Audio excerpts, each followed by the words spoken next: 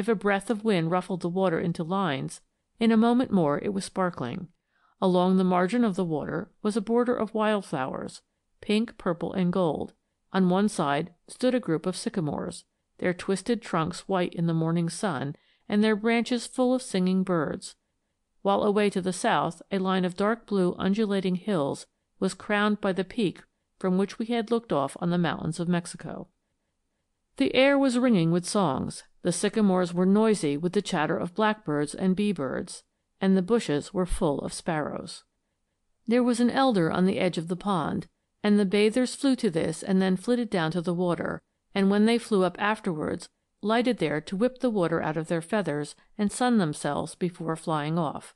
I never tired watching the little bathers on the beach. One morning a pipit came tipping and tilting along the sand, peeping in its wild, sad way.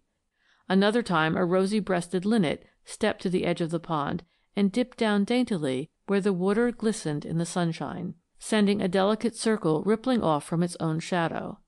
Then the handsome white and golden-crowned sparrows came and bathed in adjoining pools. When one set of birds had flown off to dry their feathers, others took their places.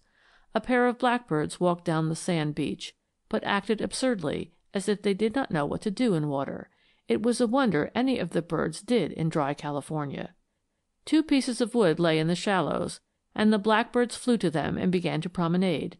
The female tilted her tail as if the sight of herself in the pond made her dizzy, but the male finally edged down gingerly and took a dip or two with his bill, after which both flew off. On the mud flats on one side of the pond, bee-birds were busy fly-catching, perching on sticks near the ground and making short sallies over the flat. Turtle-doves flew swiftly past, and high overhead hawks and buzzards circled and let themselves be borne by the wind. Swallows came to the pond to get mud for their nests. A long line of them would light on the edge of the water, and then, as if afraid of wetting their feet, would hold themselves up by fluttering their long pointed wings. They would get a little mud, take a turn in the air, and come back for more, to make enough to pay them for their long journeys from their nests. Sometimes they would skim over the pond without touching the surface at all, or merely dip in lightly for a drink in passing. At others they would take a flying plunge with an audible splash. Now and then great flocks of them could be seen circling around high up against a background of clouds and blue sky. One day I had a genuine excitement in seeing a snow-white egret perched on a bush by the water. I rode home full of the beautiful sight. But alas, my story was the signal for the ranchman's son to seize his gun and rush after the bird. Fortunately he did not find him, although he did shoot a green heron, but it was probably a short reprieve for the poor hunted creature. Canello was so afraid of miring in the soft ground that it was hard to get him across some places that seemed quite innocent.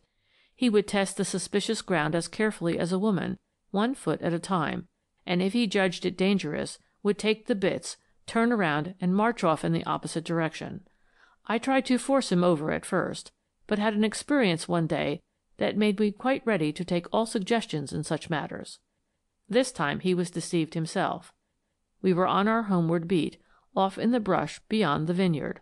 I was watching for chewinks. We came to what looked like an old road grown up with soft green grass, and it was so fresh and tender I let Canello graze along at will, while keeping my eyes on the brush for chewinks. Suddenly Canello pricked up his ears and raised his head with a look of terror. Rattlesnakes or miring, it was surely one or the other. When I felt myself sinking, I knew which.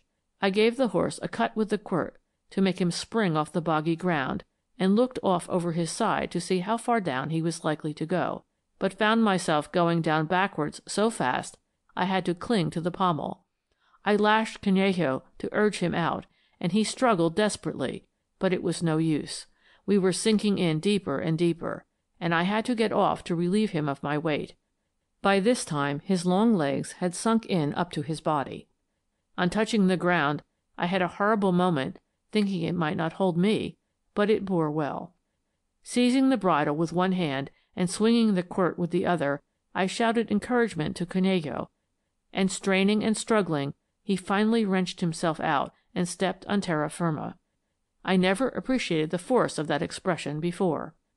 The poor horse was trembling and exhausted when I led him up to high ground to remount, and neither of us had any desire to explore boggy lands after that. On our morning round, Canello and I attended strictly to business, he to grazing, I to observing. But on our afternoon rides, I, at least, felt that we might pay a little more heed to the beauties of the valley and the joys of horsebacking. Sometimes we would be overtaken by the night fog. One moment the mustard would be all aglow with sunshine.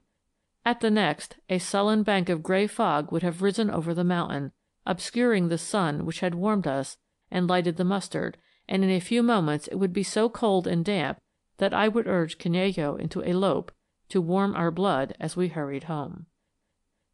End of Chapter 1.